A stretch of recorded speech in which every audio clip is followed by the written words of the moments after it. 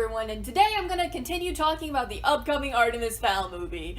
Oh joy.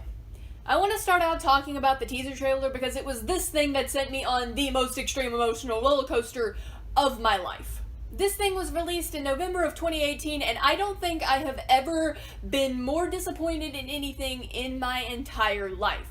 Though that's probably partially because I didn't actually watch any of the trailers for the Percy Jackson movies, but doesn't matter. This thing was awful on many levels, and that's what I'm going to be talking about today. And you know, this was just the teaser trailer. It's not even the official one. So the trailer itself opens with a lot of cinematic shots of a city of what I can only assume is Dublin, since that's where Artemis Fowl is supposed to take place. If it isn't, let me know in the comments section. I would literally have no idea if it was or wasn't. Now, these shots are pretty, but kind of ridiculous since the majority of the story takes place at Artemis Fowl Manor and in Haven City. I don't think there's actually any part of the book that actually takes place in Dublin anyway. So, what's the point other than to pad the runtime of the trailer? That may be petty, I know, but I'm in a petty mood. The second thing I want to talk about is the voiceover through the first half of the trailer. The voice is obviously talking to Artemis Fowl, but who is it? The voice has obviously been modulated to be higher pitched, which I guess makes sense since the fairies are supposed to be a lot smaller than humans, but God, if that's what the whole movie is, it would be a pain to sit through. But the voice sounds male. I would guess that it is Commander Root speaking, but well, we all know why that can't be. Mulch and Foley are the only other prominent male characters in the book, but this voice is too serious and too old to be either one of them, so who the heck is it? I suppose it could be a woman, a really old woman speaking, and it is kind of implied that it's this fairy here, and I will be getting back to this scene in a minute. But, well, that definitely doesn't line up with how the book went, I'll say that.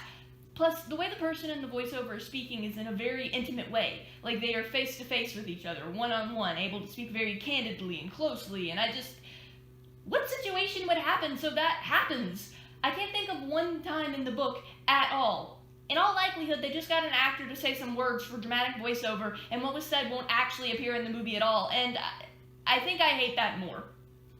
So after the cinematic shots, we get this. A dramatic, and for some reason upside down, shot of someone who I can only assume is Artemis staring out of a really weird window. I don't know what this window is, where this window is, or why he's staring out of it. Again, it just seems like something to pad the runtime of the trailer and doesn't really add to it in any way.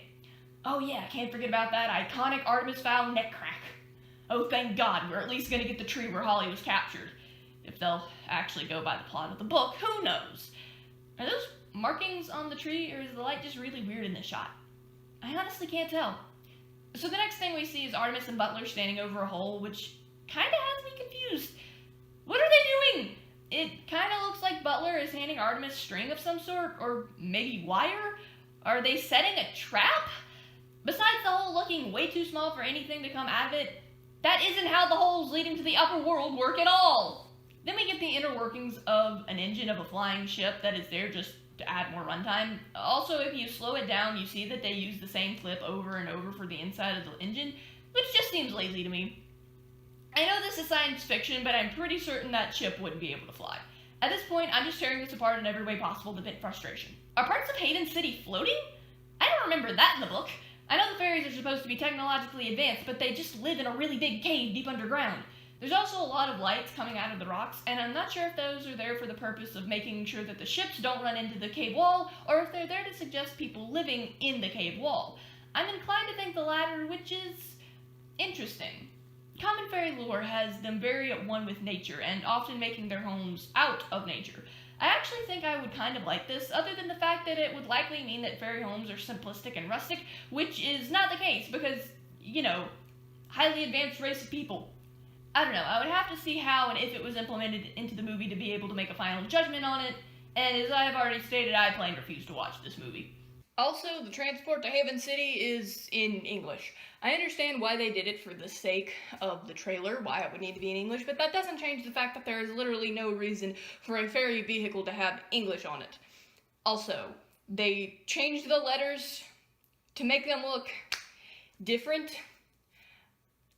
I guess it's supposed to maybe look more like the fairy language. I don't really know. It's still in English, but now it's a really weird English. So around this time in the trailer, they start playing a new piece of dramatic instrumental music over the actual song that they had been playing in the rest of the trailer, and let me tell you,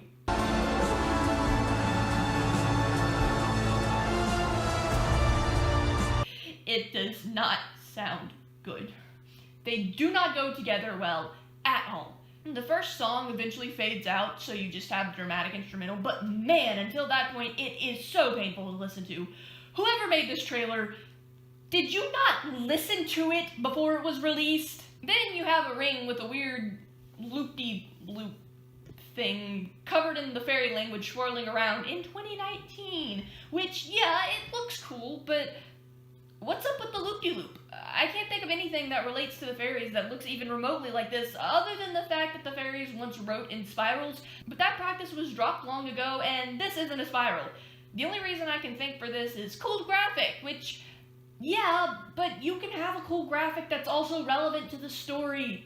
After the loop-de-loop, you have Artemis and Butler walking down a long, cluttered hallway. Now, this whole next part, I can only assume, is him obtaining information from the fairy in Morocco, which, if it is, there is so much wrong with this.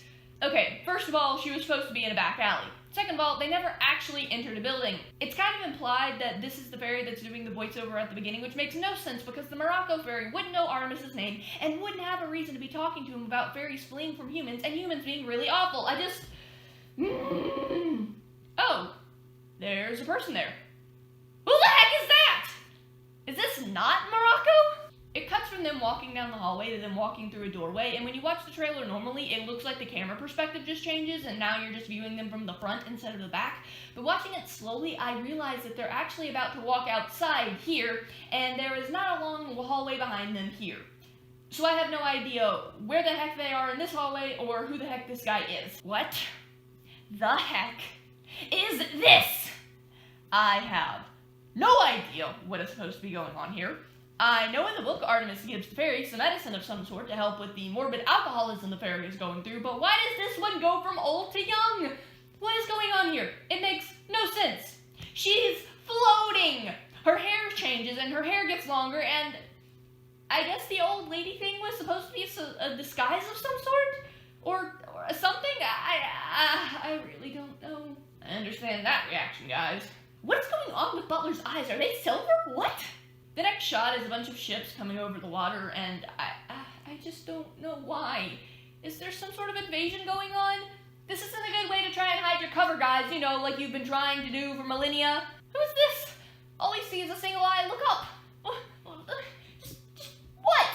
And now Artemis is firing what I can only assume is a fairy weapon of some sort, even though it looks nothing like anything described in any of the books. At least he has mirrored sunglasses, so those are going to come into play somehow. Also, he's supposed to have raven black hair. I know that that's a little thing, I just don't want them to pull an Annabeth. So it goes from Artemis firing the weapon to some fancy dinner party thing being destroyed, which would lead one to assume that he's destroying the fancy dinner party for some reason, but the locations are completely different, so this is just another editing trick, I believe. Also, why is there a dinner party? No one knows. All we get is flying fruit. The next shot we get is Butler with a bow and an arrow that just appears out of thin air when he pulls the string back. Okay, I know that this is fairy technology, but there is a little bit of science with Coulter's science fiction. I swear to God, if they mess up the technology part of this, I'm going to be so upset. Also, there were no bows in the book, and it is a disservice to Butler to take away his trusty Sig Sawyer. I really hope I'm saying that right. Then you have the person that I think is playing Commander Root surrounded by a bunch of fairies, and they all just get blasted back somehow. Like there's just this random energy surge, and now this guy has a bruised ego and a bruised backside. I don't know what these floating gray things in the back are. I'm not sure what this thing is, and I don't know why it looks like there's an Arby being mobilized in the background. To sum up, I don't know anything. And the whole thing ends with a dramatic shot of Artemis walking forward as the main title screen both goes through him and then covers him. And we're to the end. Finally. So, yeah, this was my introduction as to what the movie would be, and I already hated it. I haven't even seen the official trailer yet, and I'm not looking forward to it at all. Comment down below on the emotional roller coaster that this or any other trailer for a movie has sent you on. If you liked this video, consider giving it a like and subscribing. Thank you all so much for watching. The next video is going to be about the official Artemis Fowl trailer. Bye now.